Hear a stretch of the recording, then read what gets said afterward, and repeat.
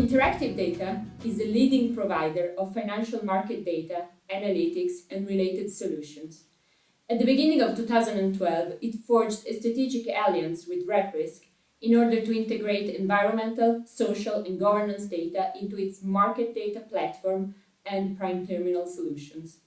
I'm here today with Diefenthaeler in order to discuss and learn more about this project. Michael, would you like to tell us how these non-financial data have been integrated into your solutions? We integrated the RepRisk information beginning of 2012 into our Market Data Gateway platform. That platform is being used to power up our front-end products, primarily Prime Terminal as a financial desktop application and Prime Portal as a vehicle, so to speak, to create customized web-based solutions for internet and intranet usage. How is a client concretely using this RepRisk data for its advisory or investment purposes?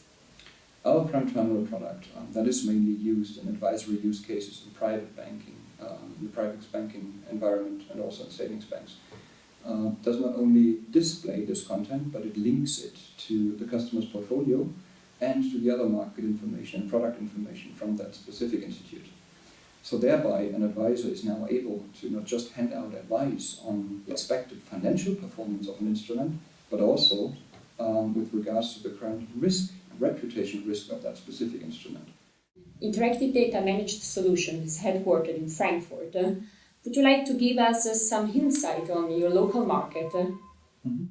If you look at some of the research that has been published just recently by, for example, AXA and TNS Infotest for the German market in particular, you would see that the German market is characterized by people have an increased interest in looking into sustainability. And is the United Nations Principles for Responsible Investments playing a role in the German market? We are seeing an adoption of those principles in the German market, even though it's not primarily in the retail banking, savings banking, and private banking spaces. So even though we see this kind of adoption, we don't see any kind of relevance in the private banking space in Germany. A study published by the Harvard Business School suggests that companies with a low-risk ESG rating generate higher risk-adjusted returns compared to their peers on the long term. What is your opinion on this point? So that study was basically, it was an interesting study, to be honest, because what Harvard Business School actually did was they created two groups of companies that they compared to each other.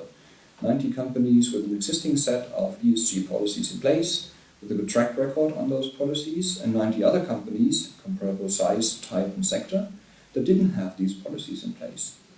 So what the study basically figured out was that the companies in the first cluster, so to speak, the sustainable companies, outperformed their competitors in the non-sustainable space significantly, especially when conducting business primarily with retail customers instead of corporate, and relying on their brand awareness and reputation more than others.